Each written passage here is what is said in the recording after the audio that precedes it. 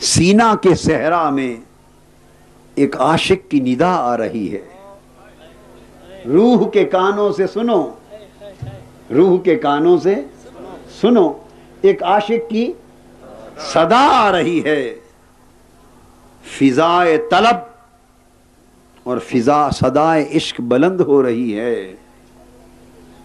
روح کے کانوں سے سنو، وہ آواز کیا ہے؟ آواز گونج رہی ہے، رب ارنی انظر الیک، میرے رب اپنے چہرے حسن کو بے نقاب کر،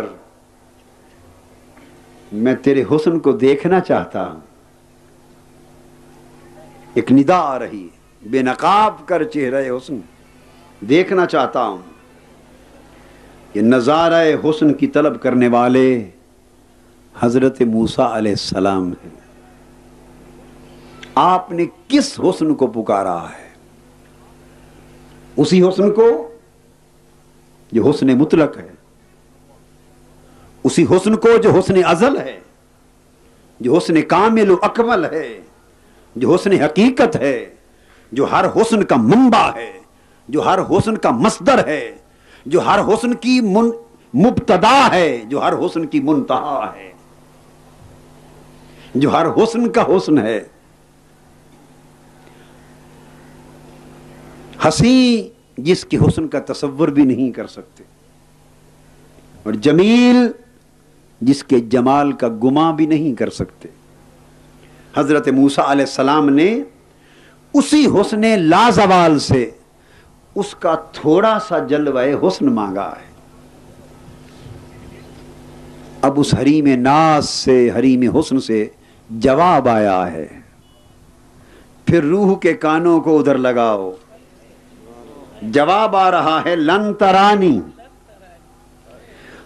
اے موسیٰ ہمیں جلوہ حسن کا نظارہ کرانے سے انکار نہیں، جلوہ حسن کا نظارہ کرانے سے انکار نہیں، مگر تیری آنکھ میں تاب نظارہ نہیں۔ عشق یہ جواب سن کے پھر بےتاب ہو جاتا، بےتاب ہو جاتا۔ حسن بھی یہ بات، عشق کی بےتابی دیکھ کر حسن بھی اس کی بےتابی کو برداشت نہیں کرتا، اور حسن جواب دیتا ہے کہ حسن ذات کی بجائے تجھے حسن صفات کی تھوڑی سی جھلک دکھاتے ہیں۔ حریم ناز سے حسن ذات کی بجائے حسن صفات کا ایک نقاب الٹا گیا، ایک نقاب الٹا گیا۔ فلما تجلی ربہ للجبل جعلہ دکا وخر موسیٰ صاعقا، جب اس کے رب نے پہاڑ پر اپنی صفاتی تجلی کا اظہار فرمایا تو اس صفاتی تجلی نے، اس حسن صفات کی ایک تجلی نے پہاڑ کو ریزہ ریزہ کر دیا، اور موسیٰ علیہ السلام بے ہوش ہو کر گر پڑے۔ موسیٰ ذہوش رفت بیک پرتو صفات، روح بیتاب پکارنے لگی، اے حسن مطلق میں نے اقرار کر لیا کہ میں تیرے حسن ذات کو بھی بے نقاب نہیں دیکھ سکتا، اور تیرے حسن صفات کو بھی بے نقاب نہیں دیکھ سکتا۔ میں نے مان لیا کہ تیرا حسن اگر اپنی اصل حال پہ چمکے تو کسی نگاہ کو تاب نظارہ نہیں، مگر کیا کروں، آنکھیں دیکھنے کو ترس گئی ہیں۔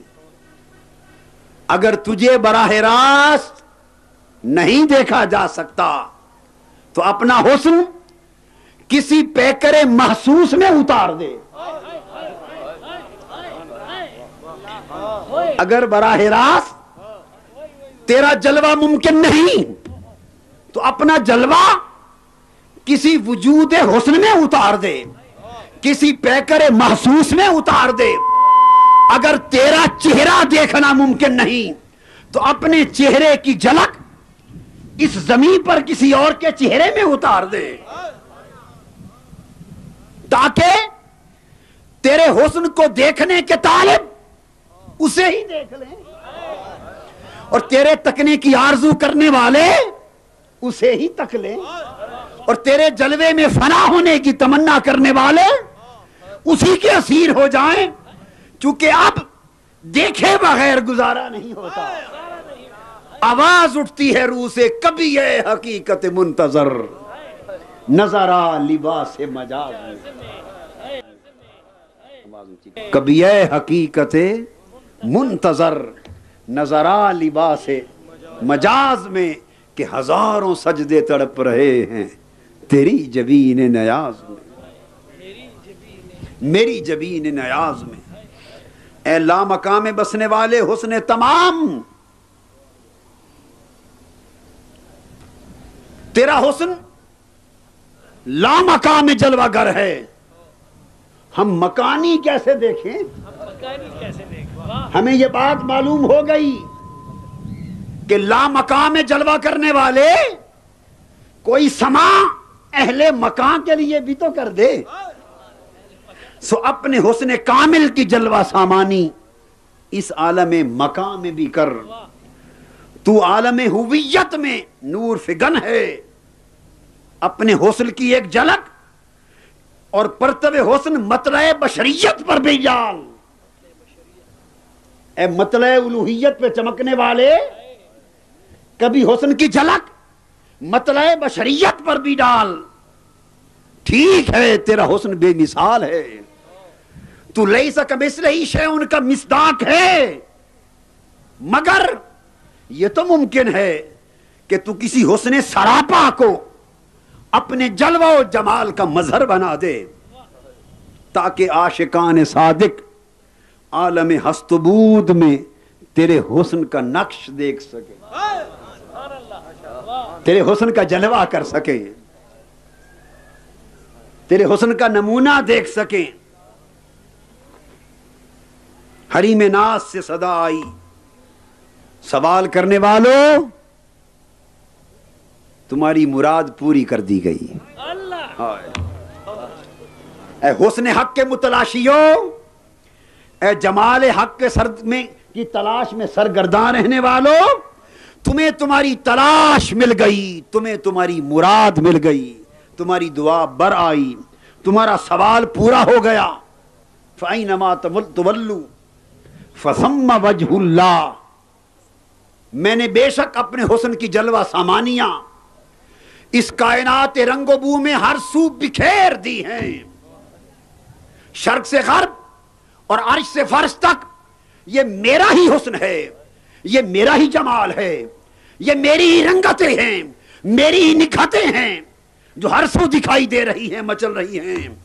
مگر اس لیے جگ میں آ کر ادھر ادھر دیکھا، تو ہی آیا نظر جدھر دیکھا، مگر میرے حسن کے بکھرے ہوئے جلوے دیکھ کر تمہیں میرے حسن تمام کا اندازہ نہیں ہو رہا، میرے جلوے حسن کی منتشر رانائیاں دیکھ کر تمہیں میرے جلوے کمال کا اندازہ نہیں ہو رہا۔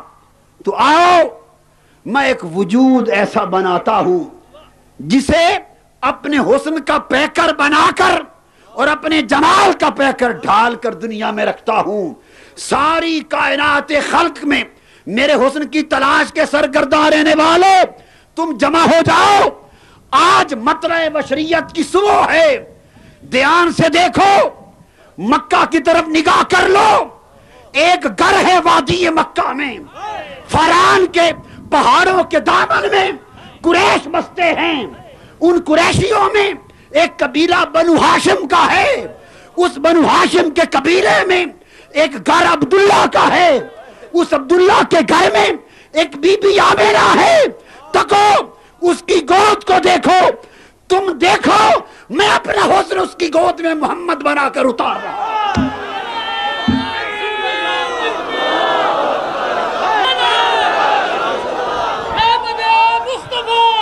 صلی اللہ علیہ وآلہ وسلم، محمد کا حسن سراپا صلی اللہ علیہ وآلہ وسلم عالم خلق میں میرے پرتو حسن کی کامل جلوہ گاہ ہے۔ جو مجھے دیکھنا چاہے وہ میرے محمد کو دیکھ لے. محمد صلی اللہ علیہ وآلہ وسلم کے مطلع ذات پر میرا ہی آفتاب حسن چمک رہا ہے. غیر نہ جانو. ہک ہے ہک ہے ہک ہے ہک ہے ہک ہے ہک ہے جیڑا ہک کو ڈو کر جانے کافر تے مشرک ہے. جیڑا ہک کو ڈو کر جانے کافر تے مشرک ہے. آؤ تمہیں بتاؤں میں کون ہوں اور میرا محمد کون ہے صلی اللہ علیہ وآلہ وسلم.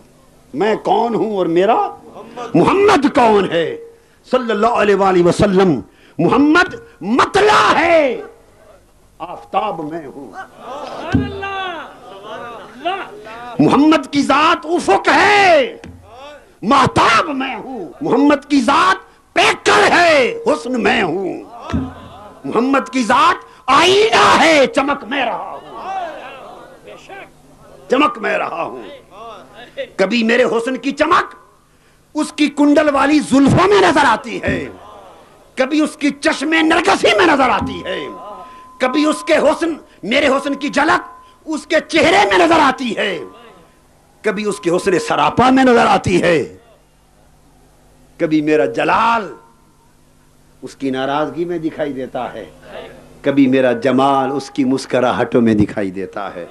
ہوں میں ہی, ہوں میں ہی, مگر چونکہ مجھے دیکھ نہیں سکتے اپنے آپ کو دکھانے کے لیے عالم خلق میں اس کی ذات کو مطلع بنا دیا ہے تاکہ میرا حسن اس مطلع ذات پر چمکے.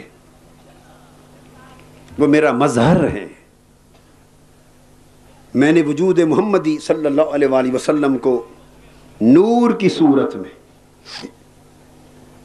چونکہ مظہر بنانا اور مطلع بنانا تھا اپنے آفتاب حسن کا, اس لیے اسے نور کی صورت میں اس وقت پیدا فرمایا جب کائنات ہست و بود اور عالم رنگ و بو میں کچھ بھی نہ تھا. عرش سے فرش تک کوئی نوری اور کوئی مادی اور کوئی ناری مخلوق نہ تھی. ابھی میں نے نظام کن فیکون کا اجرا بھی نہیں کیا تھا. فقط میں ایک خالق تھا مگر کوئی مخلوق نہ تھی. اس وقت میں خالق تھا مگر کوئی مخلوق نہ تھی. مالک تھا مگر کوئی مملوک نہ تھا. معبود تھا مگر کوئی عبد نہ تھا. حسن تھا پر سامنے کوئی عشق نہ تھا. جلوہ تھا پر تکنے کے لیے کوئی نگاہ نہ تھی. کنت کنزا مخفیا فاحببت ان اعرف. میں حسن کا چھپا ہوا خزانہ تھا, میں نے چاہا کہ مجھے پہچانا جائے, دیکھا جائے.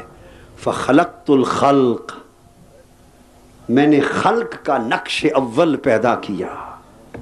خلق کا نقش اول پیدا کیا.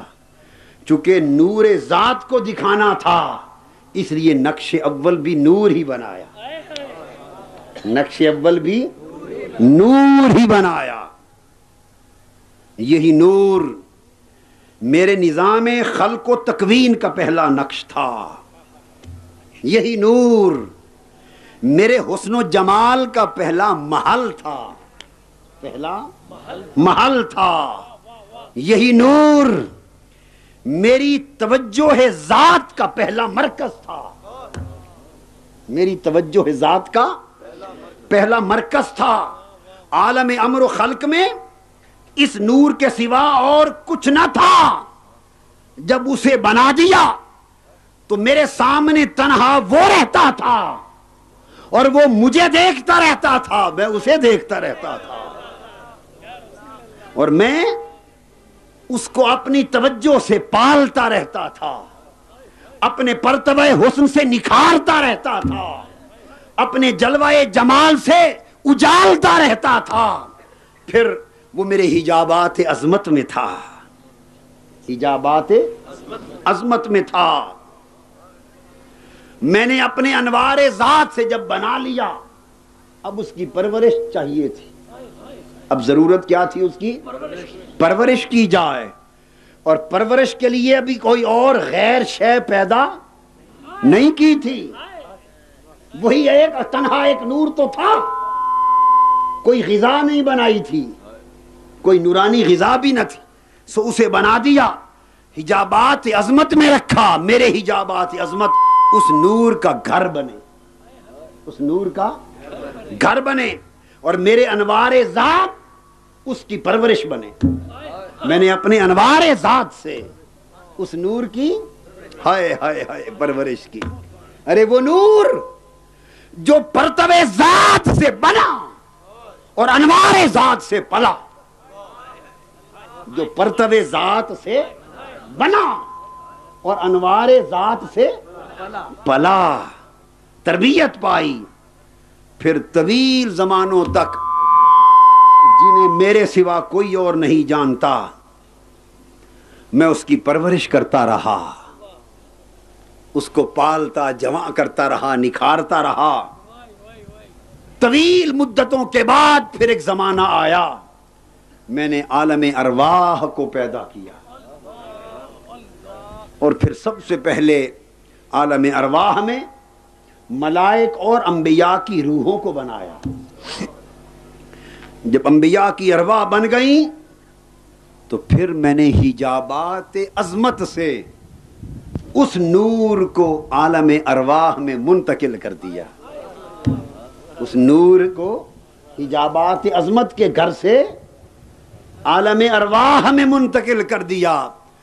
تب جاننے والوں کو پتا چلا کہ اس نور کا نام محمد ہے صلی اللہ علیہ وسلم. کیونکہ اس نور کا نام جب وہ بنا تو مجھے کوئی جاننے والا ہوا، اور جب ارواح انبیاء بنی تو اسے کوئی جاننے والا بنا. اس نور کی تخلیق سے پہلے مجھے کوئی جانتا نہ تھا، اور ارواح انبیاء کی تخلیق سے پہلے اسے کوئی جانتا نہ تھا. بڑا زمانہ گزرا، بس میں اسے جانتا تھا، وہ مجھے جانتا تھا. عالم ارواح میں منتقل کیا. پھر ارواح انبیاء کے لیے اس نور کو منبع فیض بنایا، منبع فیض بنایا. پھر ارواح انبیاء کو اس نور کی معرفت کروائی، پہچان کروائی. پھر ارواح انبیاء سے اس نور کی نبوت کی تصدیق کروائی. اور جب وہ تصدیق کر چکے تو اس کے توسط سے انہیں بھی نعمت نبوت سے بہرہ یاب کروایا. اب قرآن مجید اسی واقعے کو بیان کرتا ہے. وَإِذْ أَخَذَ اللَّهُ مِيثَاقَ النَّبِيِّينَ لَمَا آتَيْتُكُم مِّن كِتَابٍ وَحِكْمَةٍ ثُمَّ جَاءَكُمْ رَسُولٌ مُصَدِّقٌ لِّمَا مَعَكُمْ لَتُؤْمِنُنَّ بِهِ وَلَتَنصُرُنَّهُ قَالَ أَأَقْرَرْتُمْ وَأَخَذْتُمْ عَلَى ذَلِكُمْ إِصْرِي قَالُوا أَقْرَرْنَا قَالَ فَاشْهَدُوا وَأَنَا مَعَكُمْ مِنَ الشَّاهِدِينَ. پھر ساری ارواح انبیاء کو جمع کیا اور کہا کہ عہد کرو جب تمہیں کتاب و حکمت دے کے بھیجوں گا، اور وہ جو سب سے پہلے بنایا ہے اسے سب سے آخر میں ظاہر کروں گا. تمہارے بعد وہ تشریف لائے گا، وہ تمہاری تصدیق فرمائے گا، تم ضرور بے ضرور اس پر ایمان لانا، اس کے دین کی مدد کرنا. اب پوچھا بولو کیا میرا عہد قبول کر کے اس بھاری ذمہ داری کو اٹھاتے ہو، اقرار اور وعدہ کرتے ہو؟ سب انبیاء نے عرض کیا جی ہاں رب کریم ہم نے وعدہ کر لیا. اقررنا، وعدہ کر لیا. اس پر اللہ نے فرمایا تم سب ایک دوسرے کے گواہ بن جاؤ، اور میں تم سب پر گواہ بن جاتا ہوں کہ تم آج کے بعد سب میرے مصطفیٰ کی امت میں شامل ہو گئے. اقررنا کے بعد سب میرے محبوب کی امت میں شامل ہو گئے.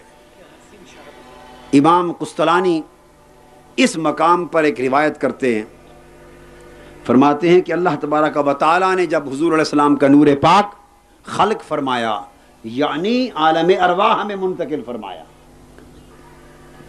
تو اسے حکم دیا کہ وہ انبیاء کی روحوں کی طرف توجہ کرے۔ حضور علیہ السلام کے نور پاک نے ارواح انبیاء پر توجہ کی، اور آپ کے نور نے انبیاء علیہ السلام کی ساری روحوں کو ڈھانپ لیا۔ ارواح انبیاء نے پوچھا، فقالوا یا ربنا، اے اللہ ہمارے رب، یہ ہمیں کس کے نور نے ڈھانپ لیا ہے؟ رب کائنات نے فرمایا، ھذا نور محمد ابن عبداللہ ان آمنتم بہ جعلتکم انبیاء، یہ محمد بن عبداللہ کا نور ہے صلی اللہ علیہ وسلم، اگر تم ان پر ایمان لاؤ گے تو تمہیں نبی بنا دیا جائے گا۔ پھر اس کی تصدیق حضرت جابر بن عبداللہ کی اس روایت سے ہوتی ہے جسے امام عبد الرزاق نے اپنی سند کے ساتھ نقل فرمایا کہ جب انہوں نے پوچھا، یا رسول اللہ صلی اللہ علیہ وسلم، بے ابی انت و امی اخبرنی عن اول شیء خلقہ اللہ تعالی قبل الاشیاء، قال یا جابر ان اللہ خلق قبل الاشیاء نور نبیک من نورہ فجعل ذلك النور يدور بالقدرت حيث شاء اللہ تعالی ولم يكن في ذلك الوقت لوح ولا قلم ولا جنت ولا نار ولا ملک ولا سماء ولا ارض ولا شمس ولا قمر ولا جن ولا انس فلما اراد الله ان يخلق الخلق قسم ذلك النور اربعة اجزاء فخلق من الجزء الاول القلم من الثاني اللوح ومن الثالث العرش الى آخر الحدیث۔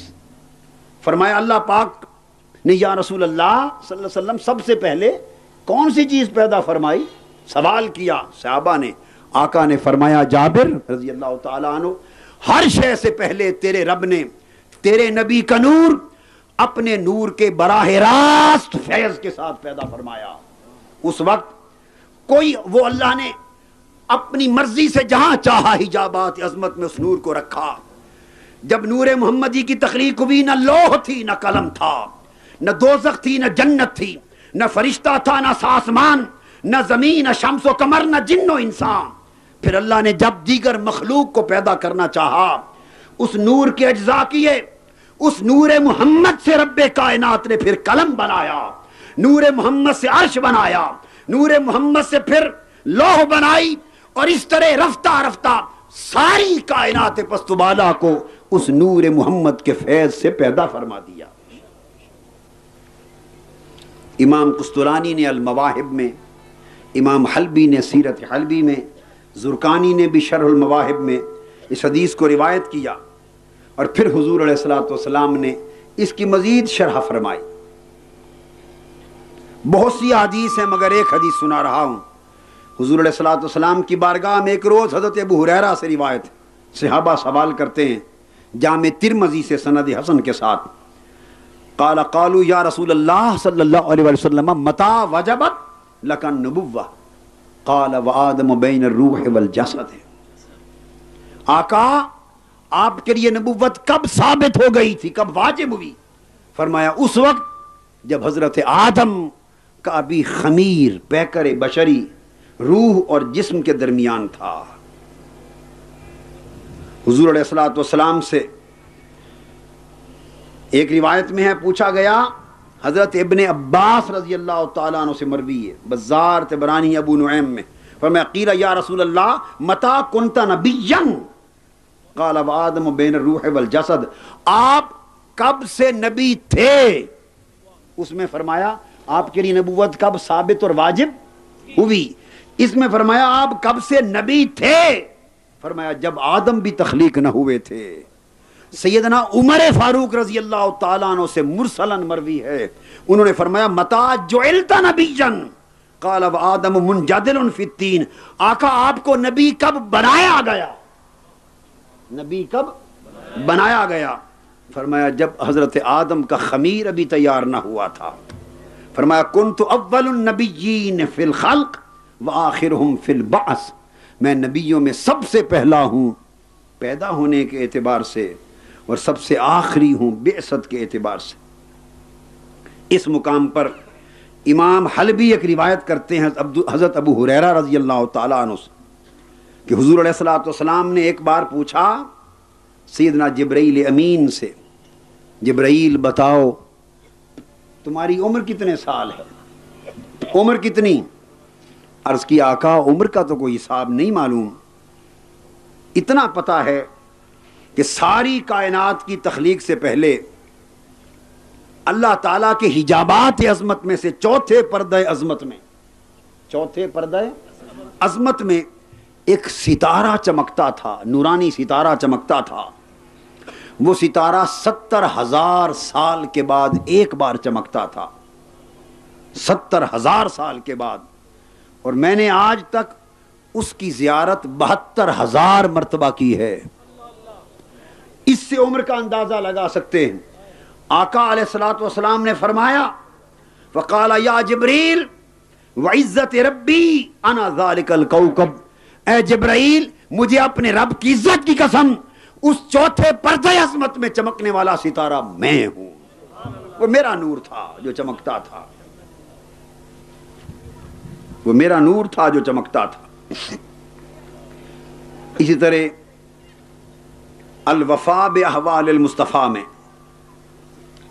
مروی ہے حضرت میسرہ رضی اللہ تعالی عنہ سے، آپ نے پوچھا آقا آپ کب سے نبی بنے ہیں؟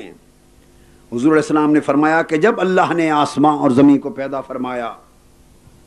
لما خلق اللہ تعالی الارض واستوى الى السماء فسواهن 7 سماوات وخلق العرش كتب على ساق العرش محمد رسول اللہ خاتم الانبیاء وخلق اللہ تعالی الجنة التي اسكنها آدم وحواء وكتب اسمي على الابواب والاوراق والقباب والخيام وآدم بين الروح والجسد فلما احیاه اللہ تعالی ناظر الى العرش فرأى اسمی فاخبره اللہ تعالی انه سید ولدک. حضور علیہ السلام نے فرمایا کہ جب اللہ تعالیٰ نے زمین و آسمان عرش کو پیدا فرمایا تو عرش کے پائے پر اللہ پاک نے میرا نام لکھا محمد رسول اللہ اور خاتم الانبیاء.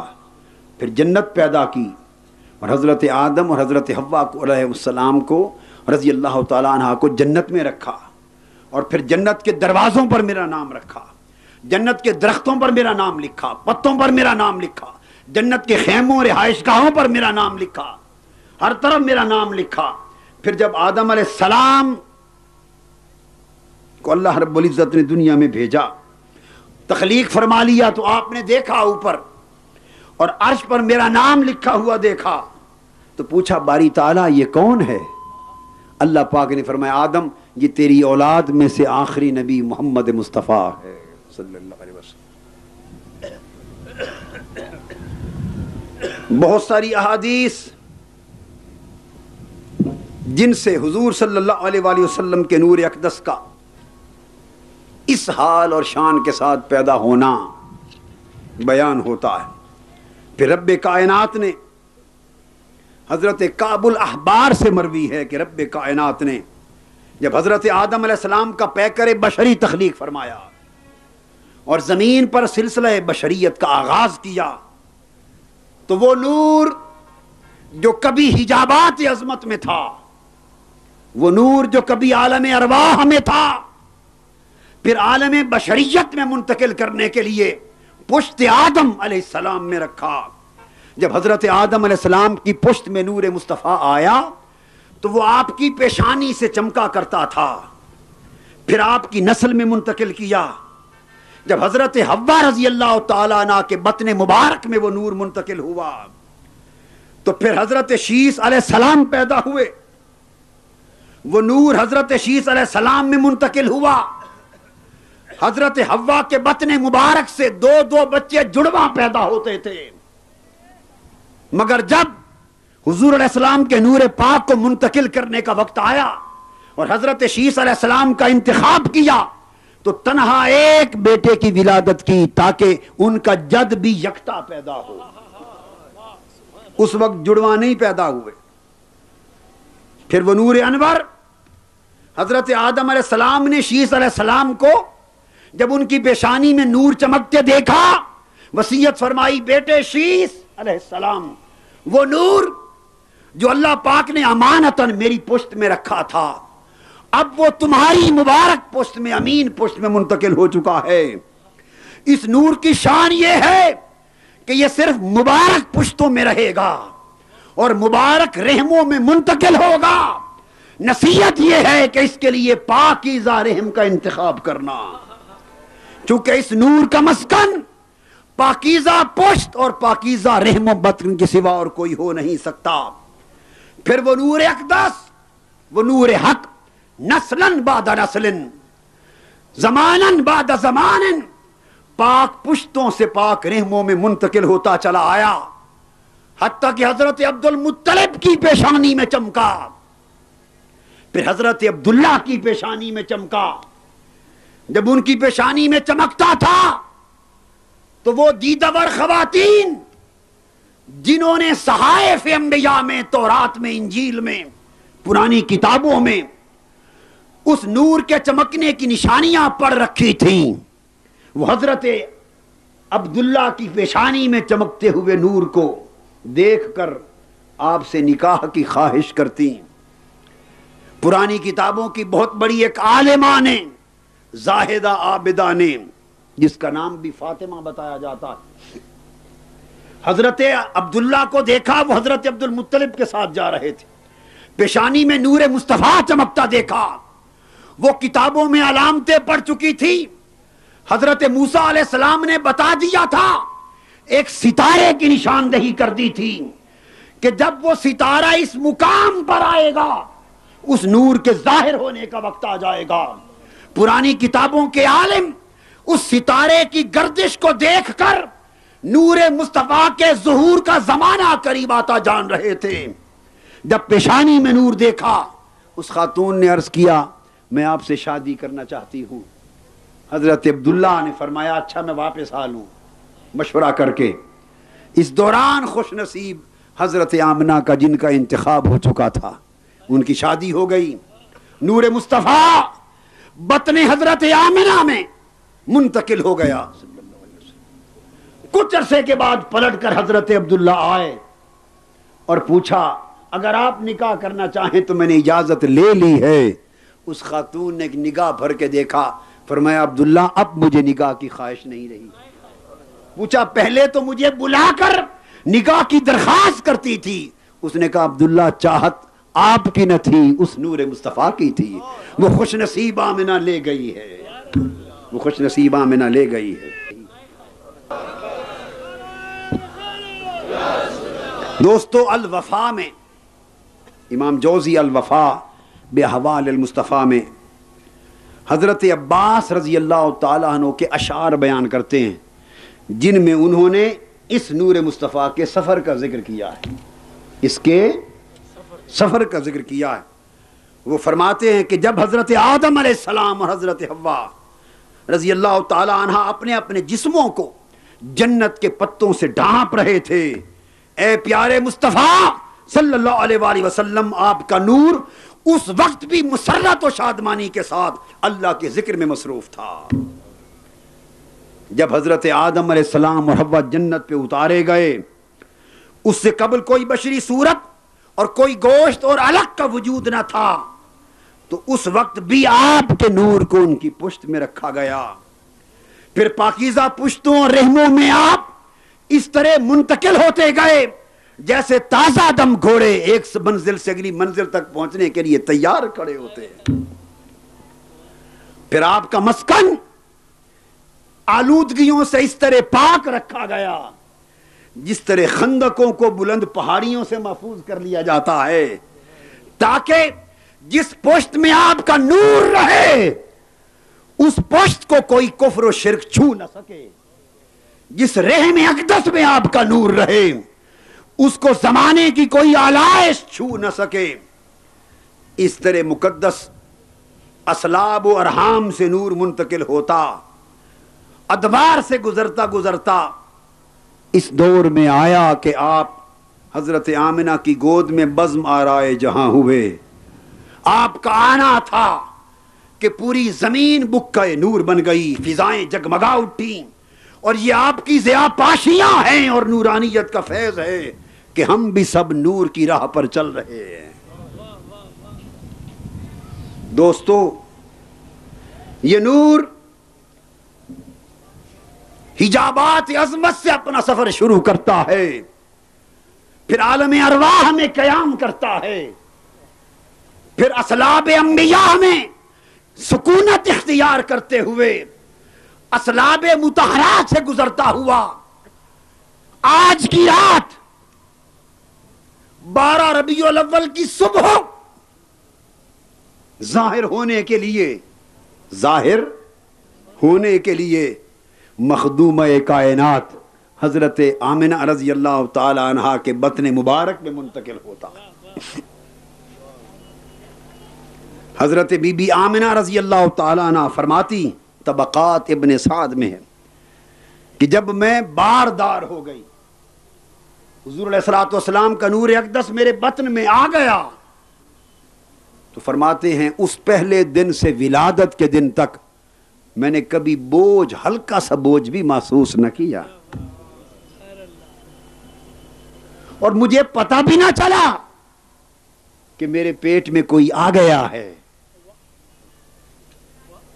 وہ علامتیں جو طبیعت میں ظاہر ہوتی، وہ علامتیں موجود نہ تھیں، وہ تکلیف موجود نہ تھی، وہ بوجھ موجود نہ تھا۔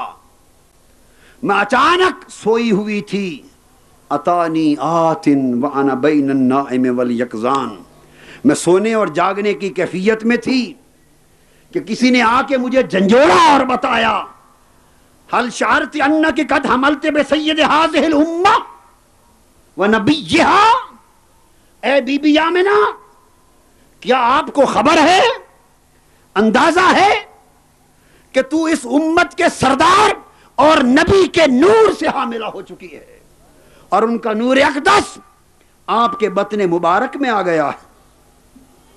فرماتے کہ اس خوشخبری سے مجھے خبر ملی، اور سیرت حلبیہ میں ہے کہ حضرت بی بی آمنہ رضی اللہ تعالیٰ عنہ فرماتی ہیں کہ مجھے اسی طرح کسی نے خبر دی کہ جب وہ پیدا ہو جائے اس پیکر نور کا نام محمد رکھنا، انجیل میں اس کا نام احمد چلا آ رہا ہے، یہ آسمانی نام ہے، اور زمین والوں کے لیے اس کا نام محمد ہے، اور اس پر اترنے والی کتاب کا نام قرآن ہوگا۔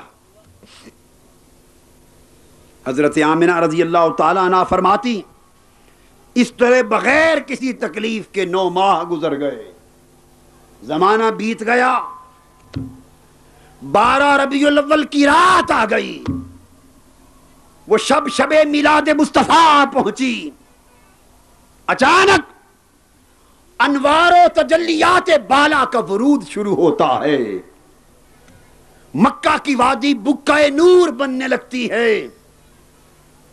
حضرت بی بی آمنہ فرماتی ہیں رضی اللہ تعالی عنہا، 12 ربیع الاول کی رات میں نے دیکھا کھجور کی طرح لمبی لمبی قدآور قبیلہ عبد مناف کی عورتوں کی طرح خوبصورت عورتیں نظر آئیں، انہوں نے مجھے اپنے گھیرے میں لے لیا، ان کے چہرے روشن تھے، ایسی خوبصورت بیویاں میں نے کبھی نہ دیکھی تھیں،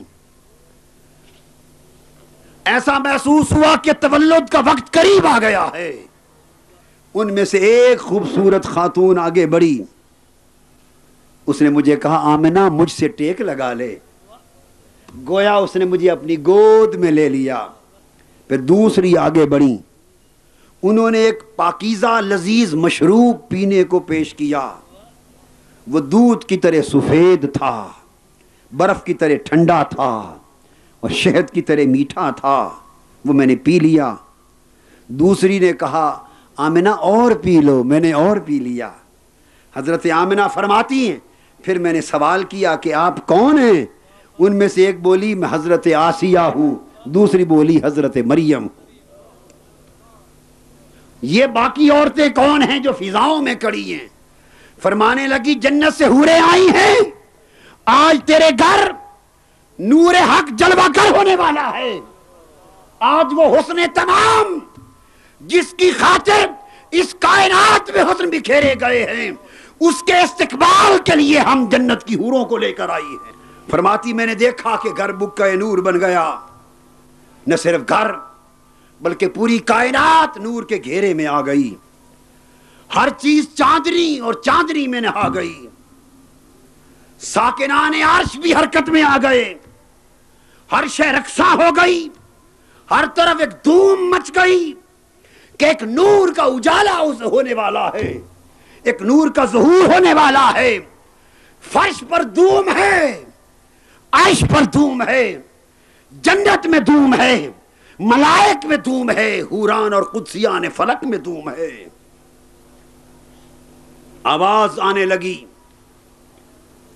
کہ روشنی عطا کرنے والا، نگاہوں کو بصیرت عطا کرنے والا، گرے ہوئوں کو کمال دینے والا، یتیموں کا سہارا بننے والا، گمراہوں کو ہدایت دینے والا، روتوں کو ہنسانے والا، منگتوں کی جوریاں بھرنے والا، اور ساری کائنات انسانیت کو رش کے ملائک کرنے والا ان قریب آنے والا ہے، ان قریب آنے والا ہے۔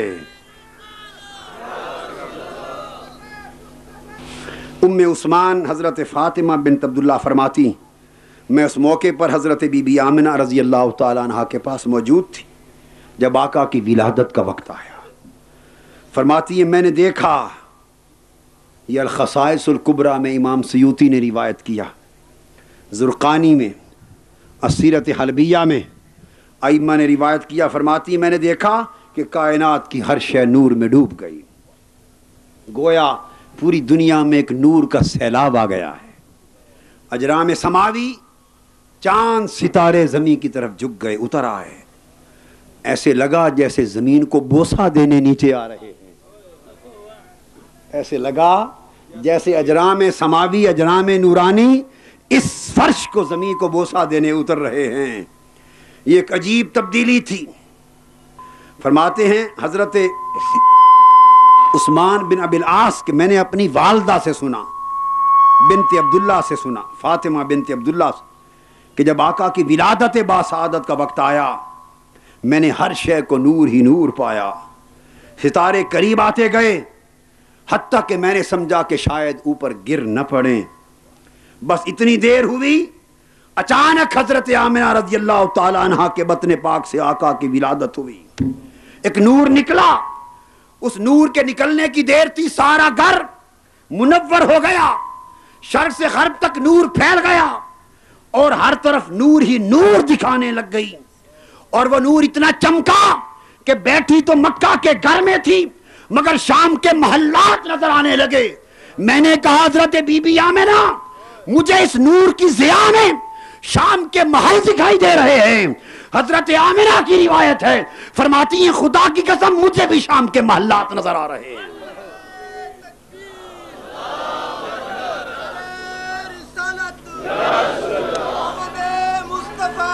ولادت مصطفیٰ کے وقت فرماتی ایسے لگا جیسے ستارہ نور کا پہ کر نکلتا ہے، پوری زمین بکے نور بن گئی۔ اچانک نگاہ ڈالی تو رب کائنات نے ایک مشرق پر جھنڈا گاڑ دیا تھا، ایک مغرب پر جھنڈا گاڑ دیا تھا، ایک کعبے کی چھت پر جھنڈا گاڑ دیا تھا، کعبے کی چھت پر جھنڈا گاڑ دیا تھا۔ اور پھر اچانک ہم نے دیکھا کہ آقا کی ولادت مبارک کے ساتھ وہ نظر سے اوجھل ہو گئے، ہمارے اوپر کپ کپی طاری ہو گئی، رونگٹے کھڑے ہو گئے، ایک عجیب روب کا سما تھا۔ آپ اچانک نگاہوں سے اوجھل ہو گئے، آواز آئی، ایک آواز سنی، کہاں لے جا رہے ہو؟ دائیں طرف سے جواب آیا، اسے مغرب کی سیر کے لیے لے جایا جا رہا ہے، اسے اپنی سلطنت دکھائی جا رہی ہے۔ پھر آواز آئی، اب کہاں لے جا رہے ہو؟ اب اسے مشرق کی طرف لے جایا جا رہا ہے، مشارق ارض سے مغارب ارض تک وہ ساری سلطنت جس پر یہ محمد راج کرے گا، ان سلطنت کی حدود دکھائی جا رہی ہے۔ اور فرماتی ہیں حضرت شفا کہ خدا کی قسم ولادت باسعادت کا منظر 40 برس تک میری آنکھوں کے سامنے رہا، جب سوچتی تھی وہ منظر یاد آتا تھا. جب آقا نے اعلان نبوت کیا سب سے پہلی میں تھی کہ کلمہ پڑھ کے مسلمان ہو گئی. وہ منظر میں نے دیکھا تھا. اس پر فرماتے ہیں کہ میرے والد بہت بڑے متبحر عالم تھے. وہ فرماتے ہیں کہ جب حضور علیہ السلام کی ولادت کا وقت آیا تو اللہ تعالیٰ نے فرشتوں سے فرمایا, فرشتوں سے. یہ خصائص کبریٰ میں امام سیوطی نے اسے بھی روایت کیا. فرمایا آسمانوں اور جنتوں کے سارے دروازے کھول دو. ملائکہ جمع ہو گئے. آقا کی ولادت باسعادت میلاد کے وقت فرشتے ایک دوسرے کو مبارکیں دینے لگ گئے. امام سیوطی روایت کرتے ہیں کہ اس وقت دنیا کے سارے پہاڑ ولادت مصطفیٰ کے وقت فخر سے بلند ہو گئے. پہاڑوں کی بلندیاں اونچی ہو گئیں. سمندروں میں روانی آ گئی. جو سمندر ٹھہرے ہوئے تھے ان میں تراتم تموج آ گیا. اور زمین اور اہل زمین ایک دوسرے کو مبارکیں دینے لگے. فرشتے نیچے حاضر ہو گئے. شیطان کو 70 زنجیروں میں جکڑ کے الٹا لٹکا دیا گیا. پابند سلاسل کر دیا گیا. سورج کو نور کی شعائیں بڑھا دی گئی اور 70,000 فرشتے اور حوریں حضرت آمنہ کے گھر کے اوپر فضاؤں میں مبارکوں کے لیے آ گئے. 70,000 حوریں آ گئیں. قطار اندر قطار آقا کا استقبال کرنے لگیں. مبارکبادی نہ صرف فرش پہ ہوئی بلکہ عرش پہ ہوئی. ادھر ولادت مصطفیٰ ہوئی. آسمانوں پر رب کائنات نے نور کا ایک ستون نیا تعمیر کیا. جیسے آپ نشانی بناتے ہیں نا, یہ مینار پاکستان, یہ یادگار پاکستان کہا جاتا ہے. کیا یعنی یہ پاکستان کی قیام کی یادگار ہے, مینار پاکستان. الخصائص الکبریٰ کی روایت میں ہے جس رات آقا کی جس صبح ولادت ہوئی اللہ پاک نے آسمانوں پر ایک مینار مصطفیٰ تعمیر کیا, ایک نورانی مینار تعمیر کیا. وہ حضور کی ولادت کی یادگار تھا. اور جس رات آپ معراج پر گئے آپ کو دکھایا گیا پیارے یہ مینار مصطفیٰ ہے جو آپ کی ولادت کی رات تعمیر کیا گیا تھا. ادھر ولادت ہوئی, پتھر کے بت اونٹے گر گئے. لات عزا منات سب نیچے تھر تھرا کے گر گئے. اور کئی دن تک کعبہ کے اندر سے آواز آتی رہی, کعبہ کے در و دیوار سے آواز آتی رہی کہ اب مجھے اجارنے والوں سن لو, مجھے آباد کرنے والا پھر آ گیا. اب لوگ پلٹ کر میری زیارت کو آئیں گے. اب پھر میرا طواف ہوگا. اب سچے رب کی عبادت ہوگی. اب جاہلیت کی نجاستوں سے مجھے پاک کیا جائے گا. ارے عزا, یہ کعبے کی دیواروں سے آواز آتی رہی, عزا حبل لات و منات تمہاری موت کا وقت آ گیا. کعبے کی دیواریں آواز دیتی رہیں. ادھر مکہ شہر میں قریشیوں کے گھر کا ہر جانور بول اٹھا کہ کعبۃ اللہ کی قسم آقا دو جہاں کی ولادت ہو گئی. اور یہ سب کچھ وہ لوگ جنہیں یہ ساری روایتیں, یہ ساری حدیثیں اور یہ سارے تذکرے موضوع, باطل یا ضعیف نظر آتے ہیں, ان کا نشتر تحقیق ان پر چلتا ہے. میں یہ سمجھتا ہوں کہ بات یہاں روایت کی نہیں, بات فکر کی ہے. انہوں نے آقا کی عظمت اور محبت کا پہلو دین میں سمجھا ہی نہیں. وہ سمجھتے ہیں کہ یہ سب کچھ نہیں ہو سکتا, یہ سب کچھ نہیں ہو سکتا. قرآن گواہ ہے کہ انبیاء کی آمد پر معجزات کا ظہور ہوتا ہے. اگر نبی کی ولادت اور بعثت کے بعد خوارق عادت کا ظہور ہوتا ہے تو نبی کی ولادت پر ان کے ظہور میں اللہ کی قدرت کے لیے کیا شے مانے, کیا شے مانے. اگر آقا کے اعلان نبوت کے بعد پتھر آپ کی رسالت کی گواہی میں کلمہ پڑھ سکتے ہیں, بت آپ کی نبوت کی شہادت دے سکتے ہیں, درخت جڑیں اکھاڑ کر مصطفیٰ کے قدموں پہ سجدہ کر سکتے ہیں, بھیڑیے اور جانور مصطفیٰ کے علم غیب کی خبریں مدینہ میں دے سکتے ہیں, اگر انگشتے شہادت کے اشارے سے ڈوبے سورج آپ کی زندگی میں پلٹ سکتے ہیں، اگر 14ویں رات کا چاند آپ کی انگلی کے اشارے سے چہ سکتا ہے، اگر مردے زندہ ہو سکتے ہیں، اگر سوکھی کھجور مصطفیٰ کے فراق میں رو سکتی ہے، اگر زہر کے بھرے ہوئے لقمے بھول سکتے ہیں، اگر اعلان نبوت کے بعد یہ سب کچھ ہو سکتا ہے، تو ولادت مصطفیٰ پہ کس شے نے ناممکن بنا دیا؟ کس شے نے ناممکن بنا دیا؟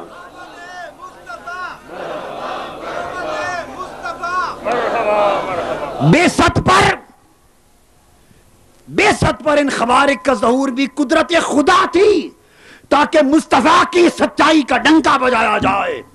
ولادت پر ان خوارق کا ظہور بھی قدرت خدا تھی تاکہ اس کی سچائی کا ڈنکا بجایا جائے. اور ایسا ہوتا ہے جب دنیاوی بادشاہ آتے ہیں تو آپ چراغاں نہیں کرتے، ویرانوں کو نہیں سجاتے. ابھی 14 اگست آیا، پورا پاکستان بکہ نور بن گیا. آج مجھے دکھ ہوا دیکھ کر، کاش پاکستانیوں تمہیں آمد مصطفیٰ کی نعمت کی قدر ہوتی. ہائے ہائے، یہ زمانہ مادیت زدہ ہو گیا. اس زمانے نے لوگوں کے سینوں سے عشق کے چراغ بجھا ڈالے. مصطفیٰ کی محبت و ادب کی نسبت کی ڈوریاں کاٹ ڈالی. یہ پاکستان جس جیسے کروڑوں پاکستان مصطفیٰ کے نارین پاک کی قرض پر قربان ہو. جس دن پاکستان بنا اور جمع، جس دن پاکستان بنا اس دن کو حکومت اور پاکستانی لوگ اپنے ایمان اور ضمیر سے فیصلہ کرو. جس دن ملک ملا سارا پاکستان بکہ نور دکھائی دے رہا تھا. ارے پاکستان بننے کے دن پورے پاکستان کو سجانے والوں، آج تمہاری غیرت ایمان کو کیا ہو گیا ہے؟ جس کی خاطر پاکستان تو کیا زمین و آسمان سب کچھ بنے، آج وہ آیا ہے. آج بکہ نور سب کچھ کیوں نہیں بنایا گیا؟ کیوں نہیں بنایا گیا؟ اور افسوس، ابھی کل جمعہ کے دن بھی مجھے ایک خط ملا، پرسوں انگریزی اخبار میں بھی ایک کراچی کے مفتی صاحب ہیں، جج بھی ہیں، عالم بھی ہیں، فاضل بھی ہیں. ان کا انگریزی مضمون پڑھا. 12 ربیع الاول کے دن فتوے جاری ہونا شروع ہوتے، مضمون لکھے جاتے، پورا سال چپ رہتے ہیں وہ فتوے، وہ سوئے رہتے. میلاد مصطفیٰ کا دن آتا ہے، ان کی بدعتی جاگ پڑتی، ان کے مردہ فتوے جاگ پڑتے اور کہتے ہیں چراغاں جائز نہیں، جلوس جائز نہیں، جشن جائز نہیں، کسی کی ولادت جائز نہیں، کسی کی برسی جائز نہیں. یہ سب کچھ لکھا گیا مضمون میں. اسی طرح کہ تجارتی قافلے شام کی طرف جا رہے تھے، عدی بن ربیعہ، یزید بن عمرو اور اسامہ بن مالک جیسے لوگ شامل تھے. وہ قافلہ ایک تالاب کے کنارے پر اترا، قریب ایک گرجے سے پادری نکلا. اس نے عرب سواروں کو دیکھا، قریب آ گیا، محبت کی، شفقت کی اور بڑے پیار بڑے لہجے میں کہنے لگا، عربو، ان قریب تمہارے اندر ایک نبی مبعوث ہونے والا ہے، جو ہی اس کا اعلان ہو جلدی سے ایمان لے آنا.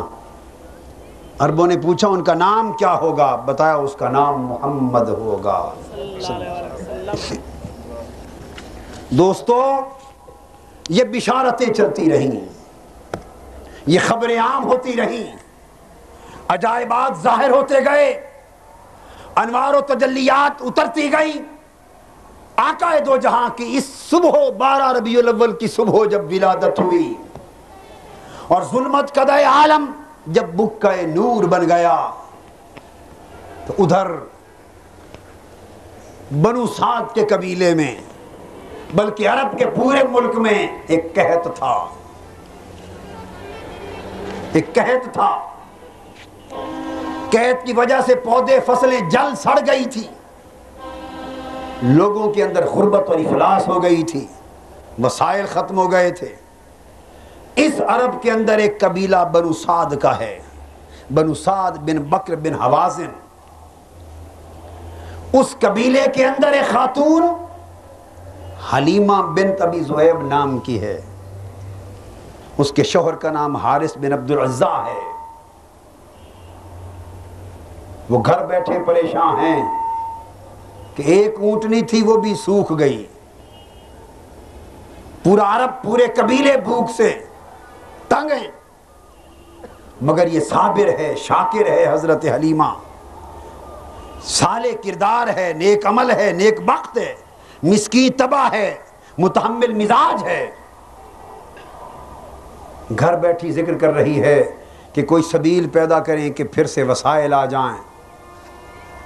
ربیع کا موسم آ گیا، ربیع الاول، 12 ربیع الاول، بہار کے دن آ گئے۔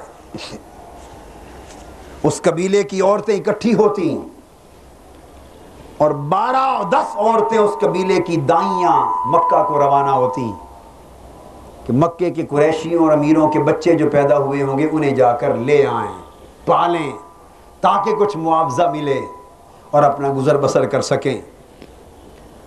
حضرت حلیمہ بھی اپنے شوہر حضرت حارث کے ساتھ چل پڑتی۔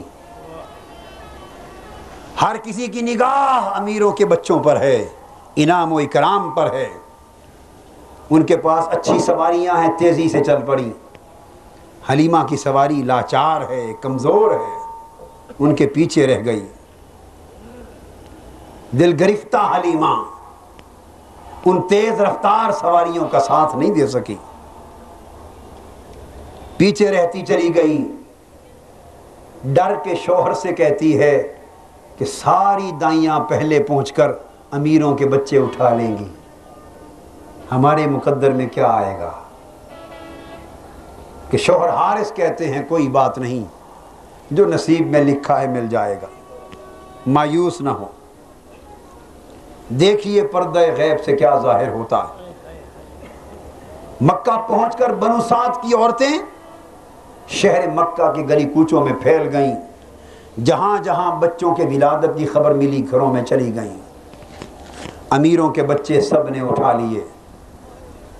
ان عورتوں کو حضرت عبد المطلب کے گھر ایک بچے کی ولادت کی بھی خبر ملی، وہ آئیں، ہر کسی نے بتایا کہ یہ تو یتیم ہے، اس کا والد عبداللہ تھا، فوت ہو گیا، یہ یتیم بیٹا ہے۔ بس سن کر دروازے سے واپس مڑ گئی، اس گھر میں کوئی دائی داخل نہ ہوئی۔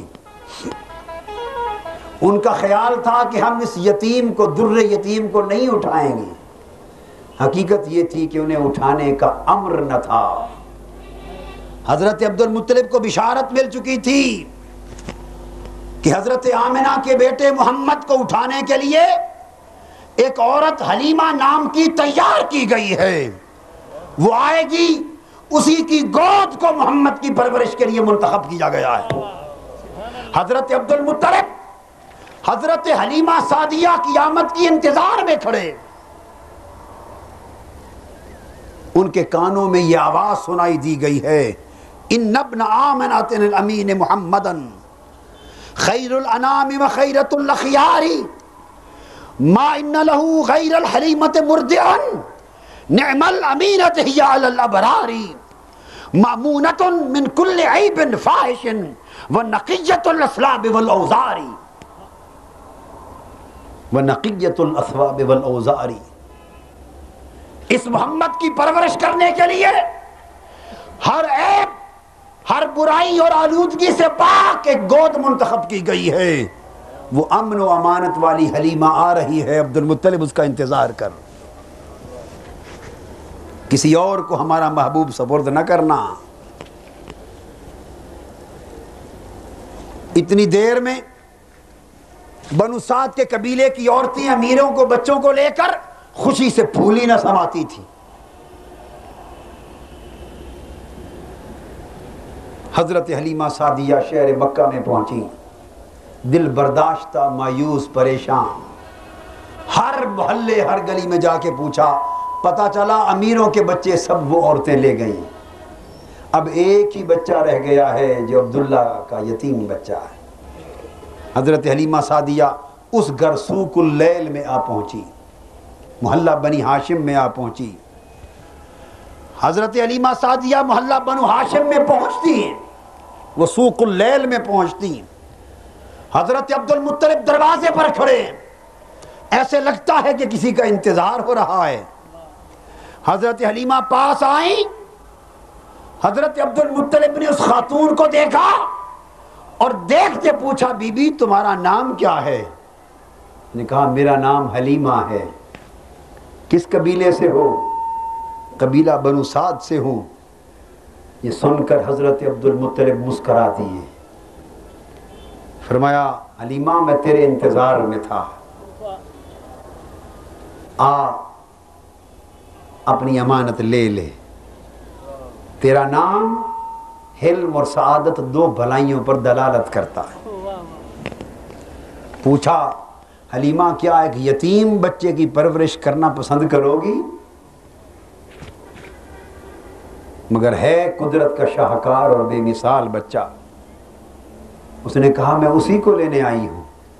فرمایا اندر جاؤ، ان برکتوں اور سعادتوں کو سمیٹ لو۔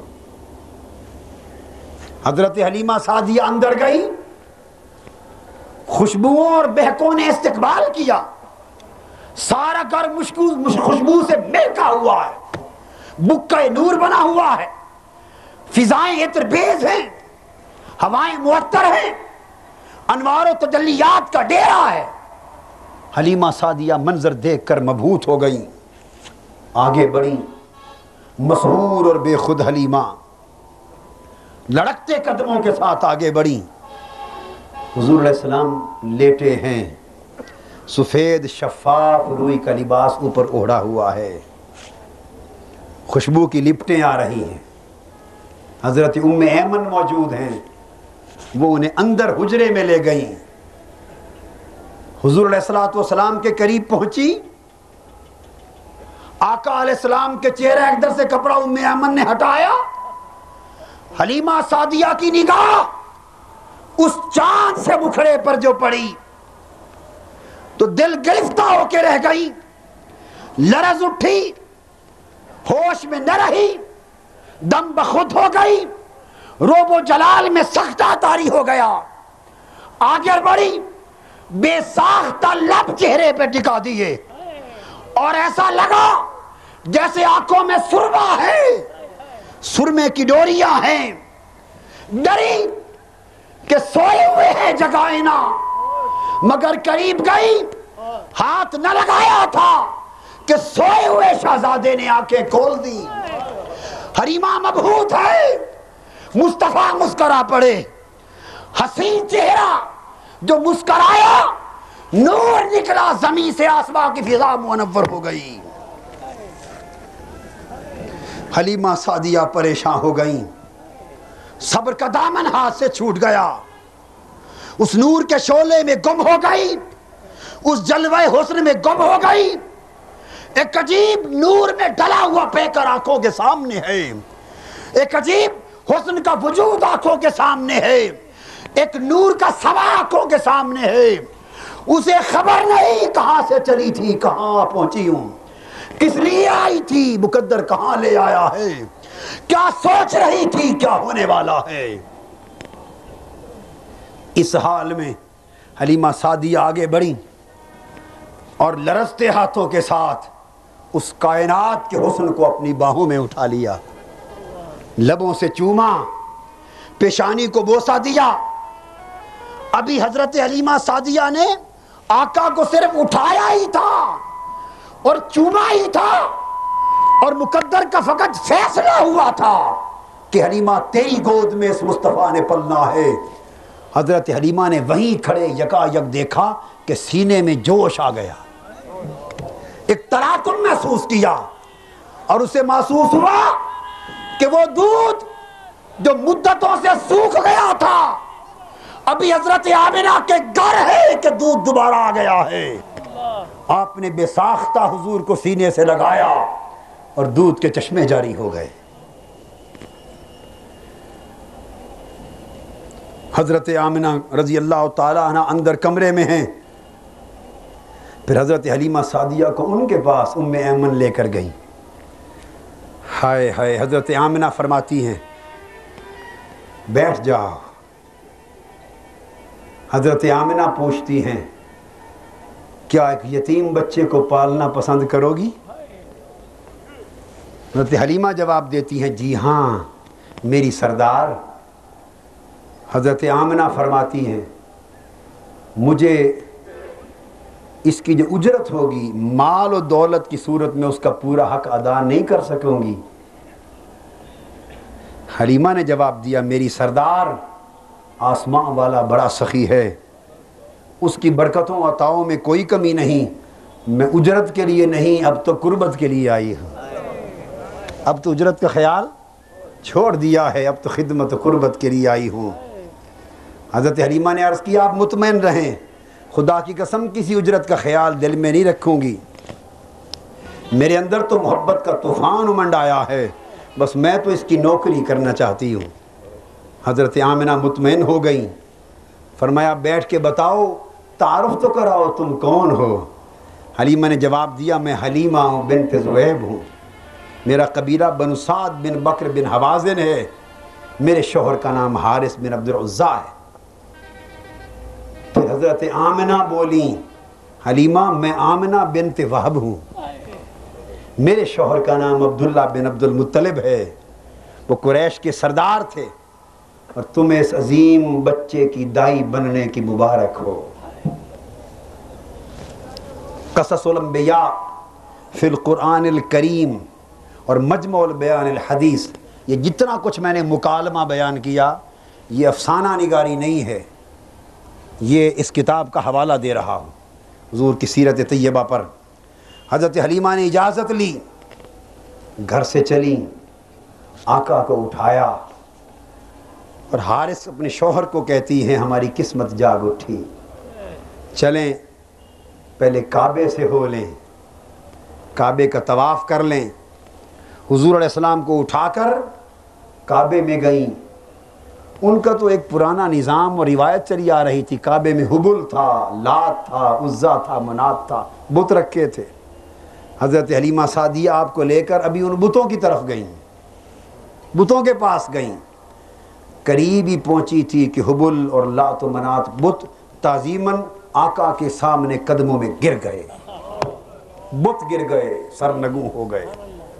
حلیمہ سعدیہ حیران ہو گئیں، پھر آقا کو لے کر حجر اسود کے قریب گئیں۔ قاضی ثناء اللہ پانی پتی المظہری تفسیر میں بیان کرتے ہیں حجر اسود کے پاس لے گئیں کہ حجر اسود کا بوسہ دلا دوں۔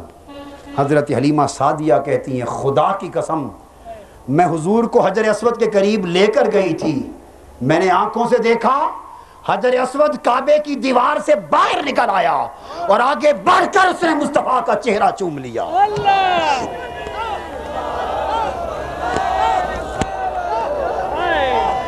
میرا خیال تھا کہ حجر اسود کو بوسہ دلاؤں گی، مگر دیکھا کہ حجر اسود تو مدتوں سے خود بوسے کا منتظر تھا، بیتاب تھا، آج وہ لب آئے تو حجر اسود بھی ٹوٹ پڑا، کعبے کی دیوار سے نکل کر چومنے کے لیے ٹوٹ پڑا۔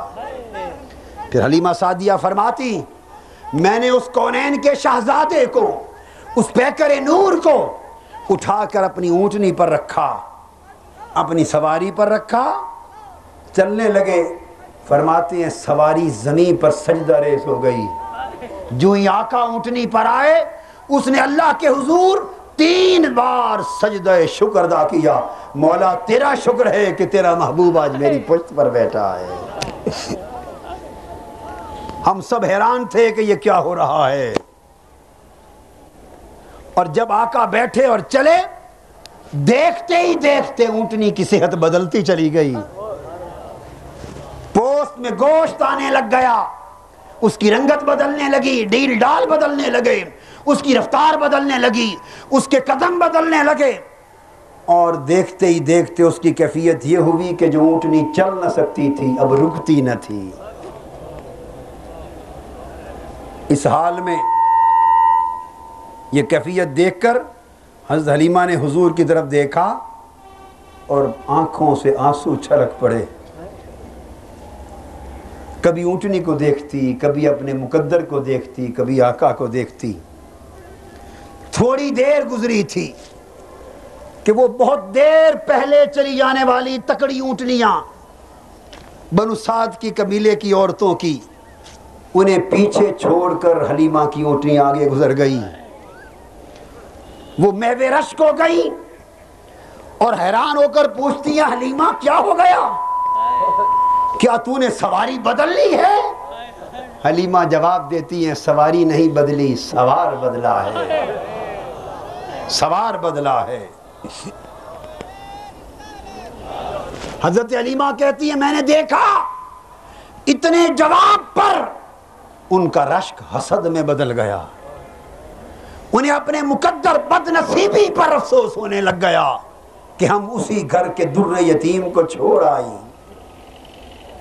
ادھر اونٹنی دوڑتی تھی، حضرت حلیمہ کبھی اپنے شوہر حارث کو دیکھتی تھی، کبھی حارث حلیمہ کو دیکھتے تھے، کبھی دونوں اپنے مقدر کو دیکھتے تھے، کبھی مقدر جگانے والے کو دیکھتے تھے، اور دونوں اس محبوب کو دیکھ کر نگاہ نگاہ سے کہتے تھے میرے پیتم جیسا اور نہ کوئی، میرے پیتم جیسا اور نہ کوئی، میرے پیتم جیسا اور نہ کوئی، میرے پیتم جیسا اور نہ کوئی، میرے پیتم جیسا اور نہ کوئی.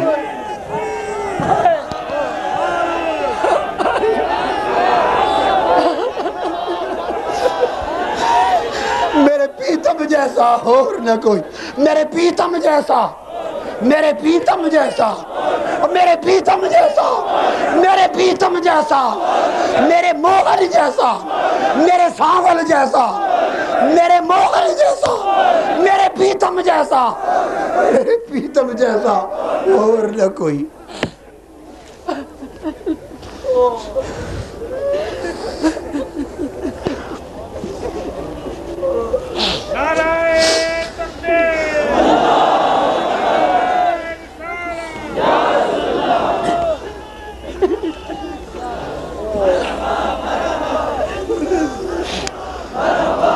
حضرت حلیمہ سعدیہ آقا کو لے کر اپنے دیس میں پہنچی، بنو سعد کی بستی میں پہنچی، بن بکر بن حوازن کی بستی میں پہنچی.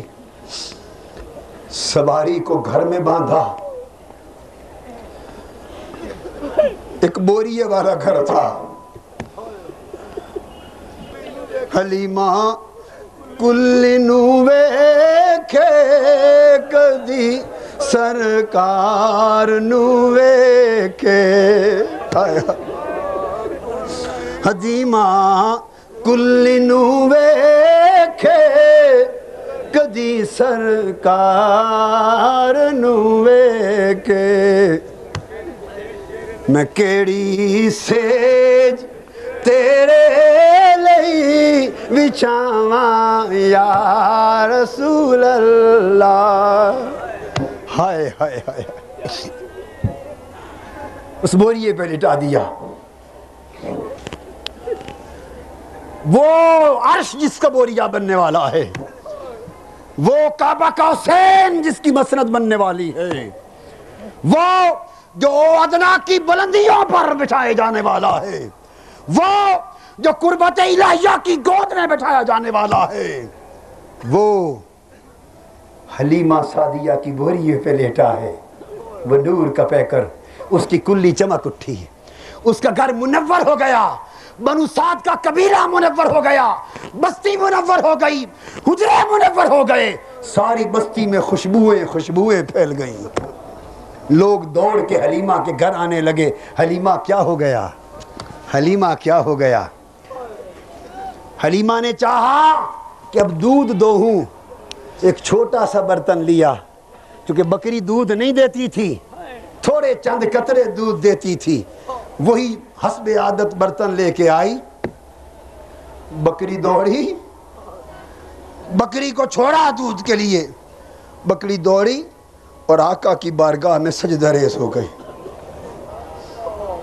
حلیمہ نے دودھ دوہنا شروع کیا، برتن بھر گیا. کہا شوہر حارث ایک برتن اور لا، وہ بھی بھر گیا، اور لا، وہ بھی بھر گیا. گھر کے سارے برتن بھر گئے اور دودھ کے چشمے ابلتے رہ گئے.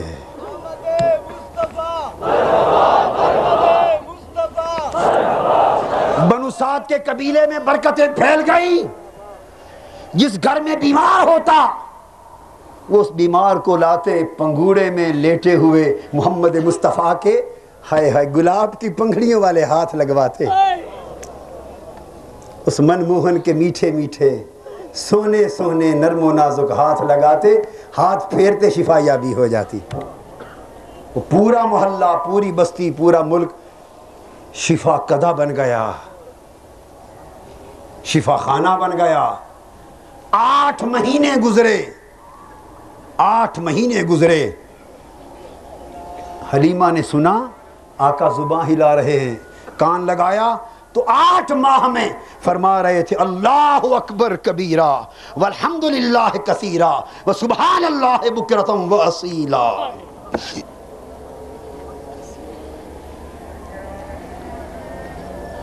پھر وہ دیکھتی ہیں کہ جدھر لے جاتے بادل سایہ کرتا, کھڑے ہو جاتے بادل رک جاتا, چل پڑتے بادل چل پڑتا. پھر پنگوڑے میں لٹاتے, کبھی حضرت حلیمہ اپنے کام چلی جاتی, بہن شیمہ اپنے کام چلی جاتی, بھائی عبداللہ اپنے کام چلا جاتا. کوئی کھلانے والا نہ ہوتا, یہ پنگوڑے میں اکیلے رہ جاتے. حضرت عباس فرماتے ہیں میرے پیارے رب ذوالجلال کی عزت کی قسم, میں ایک مرتبہ بنو سعد میں تمہیں دیکھنے آیا تھا, پنگوڑے میں اکیلے لیٹے تھے, کوئی نہ تھا. جب تمہیں کھلانے والا کوئی نہ ہوتا چاند کو حکم ہوتا ارے چاند جا میرے چاند کو کھلا. حضور انگلی ہلاتے, جدھر انگلی کا اشارہ ہوتا چاند ادھر چل چل پڑتا, رک جاتی انگلی چاند رک جاتا.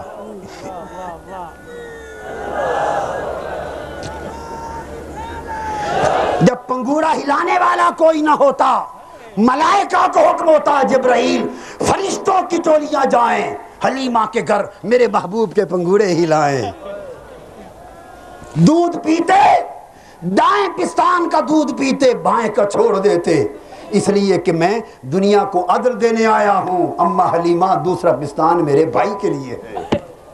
عدل کرتے, اور صرف عدل ہی نہ کرتے بلکہ اس عمر میں احسان کرتے, اور احسان پھر یہاں تک کہ آخری دم تک احسان کا تصور جانے نہ دیا. مکہ کا زمانہ تھا, مکہ فتح ہو چکا ہے, 7 برس گزر گئے ہیں, غزوہ حنین ہوا, اور یہ جو علاقہ بنو سعد بن بکر بن حوازن اسی حنین کے غزوے میں یہاں کے لوگ جنگ لڑے, گمسان کی جنگ ہوئی. 60 برس آقا کی عمر مبارک ہو چکی ہے. اس قبیلے کے لوگ بھی جنگی قیدی بن گئے. 6000 جنگی قیدی مکہ میں لائے گئے. 6000 جب جنگی قیدی ہو گئے, حضور کو پتا تھا کہ یہ میری اماں حلیمہ کی بستی بھی یہی ہے. میں جن گلیوں میں کھیلا ہوں, جس بستی میں پلا ہوں, جن پہاڑوں میں چڑھا ہوں, جہاں میری بہن شیمہ مجھے کھلاتی تھی, شاید اس قبیلے کے لوگ بھی گرفتار ہو گئے ہوں. 1 مہینہ یا کم و بیش آقا وہیں انتظار میں بیٹھے رہے کہ جہاں میری پرورش ہوئی اس قبیلے کے لوگوں کو گرفتار کر کے نہ جانا پڑے. شاید میری دائی حلیمہ سعدیہ یا اس کے گھر کا کوئی آ جائے, ان کی خاطر ان کو یہیں آزاد کر دو. مگر کوئی نہ آیا. 6000 قیدی لے کے مکہ جانا پڑا. جب گئے تو بعد میں آپ کا رضائی چچا ابو سروان, آپ کا رضائی چچا حضرت حلیمہ سعدیہ کا دیور وہ بھی تھا. اس نے آ کے بتایا حضور ان جنگی قیدیوں میں آپ کی رضائی پھوپھیاں بھی ہیں, آپ کی رضائی باپ حارث کی بہنیں بھی ہیں, اور حلیمہ سعدیہ کی بہنیں بھی ہیں ان قیدیوں میں, اور بھی کئی ہیں. تو آپ نے فرمایا تم نے دیر کر دی, جلد آتے تو میں سب کو رہا کر دیتا. اب بنو ہاشم کے پاس جو کچھ ہے لے جاؤ. ہائے ہائے, میرے اور میرے قبیلے کے پاس جو کچھ ہے میری اماں حلیمہ سعدیہ کی خاطر لے جاؤ. آقا نے سب کو رہا کر دیا. جب صحابہ کرام نے دیکھا کہ حضور نے اپنے حصے کے سب قیدی رہا کر دیے, ساروں نے اپنے یار کی خاطر سب چھوڑ دیے. آنن فانن جنگی قیدی آزاد ہوئے، مکہ شہر کی گلیاں بھر گئیں، 6000 قیدی کے لگ بھگ آزاد ہو گئے۔ جب آزادی ہوئی تو پتہ چلا کہ ان قیدیوں میں آقا کی وہ بہن شیمہ بھی ہے جو اٹھا کے حضور کو لوریاں دیتی تھی۔ ان قیدیوں میں آقا کی بہن رضائی بہن شیمہ بھی ہے جو اٹھا کے لوریاں دیتی تھی، جو اٹھا کے وادیوں میں چلتی تھی، جو انگلی پکڑ کے جس نے چلنا سکھایا تھا۔ جب وہ شیمہ سامنے آئی 60 برس پرانا زمانہ یاد آ گیا، 60 برس پرانا زمانہ یاد آ گیا، اور شیمہ بہن کو دیکھتے ہی حضور کی آنکھیں آنسوؤں سے امنڈ آئیں، بھر گئیں، اپنی چادر بچھا دی، فرمایا بہن شیمہ میری چادر پہ بیٹھ اور جو مانگتی ہے لے جا، جو مانگتی ہے لے جا۔ پھر مسلمان ہو گئے۔ آقا نے اعزاز و اکرام کے ساتھ بکریاں، اونٹ، بڑا کوئی سامان دے کے روانہ کیا۔ اس طرح آقا ولادت ہوئی، کائنات کا سما بدلا، بچپن بنو سعد میں گزرا، اور بچپن سے سیرت طیبہ اپنے شباب پر آئی، اور عالم انسانیت کو بچپن سے عدل کا درس دیا، احسان بکھیرا، انفاق بکھیرا، رحمت تقسیم کی، کرم تقسیم کیا، فیض تقسیم کیا، اور اس طرح فیض تقسیم کیا کہ وہ یتیم جن کا کوئی سہارا نہ تھا وہ سر اٹھا کے چلنے کے قابل ہو گئے، وہ بیوگان جو غلامی کی طرح ملکیت ہو جاتی تھیں انہیں تحفظ مل گیا، وہ بچیاں، وہ عورتیں جو زندہ درگور ہوتی تھیں وہ تاجدار کائنات کی آمد سے حفاظت پا گئیں، انسان کی جبینیں جو ہاتھوں سے تراشے ہوئے بتوں کے سامنے جھکتی تھیں وہ رب کائنات کے سامنے سجدوں کی زینت سے آراستہ ہو گئیں، وہ ظلمتیں جو ہر طرف پھیلی ہوئی تھیں وہ ہدایت گاہیں بن گئیں، اور وہ انسان جو خدا سے بے خبر تھا اسے اللہ کی معرفت نصیب ہو گئی، اور امت مسلمہ کو آقا کا وہ احسان ملا آج کی رات کہ جو چشم فلک نے وہ احسان انسانیت پر نہ کبھی پہلے ہوتا دیکھا تھا نہ قیامت تک کبھی ہوتا دیکھے گا۔ لوگوں، ساتھیوں، یہ وہ صبح 12 ربیع الاول کا سہانا وقت تھا۔ رات کے اندھیرے جا رہے تھے، دن کے اجالے آ رہے تھے، نہ رات تھی نہ دن تھا، رات رخت سفر باندھ چکی ہے، دن کی آمد اجالے کی آمد ہے۔ آقا کی ولادت ہوتی ہے، اور ادھر آقا کی ولادت ہوتی ہے، ادھر قدسیان فلک، حوران بہشت، عرشی فرشی، سب نورانی مادی ساری مخلوق بآواز بلند آقا کی آمد پر استقبال کرتے ہیں، اور فضائیں اس آواز سے گونج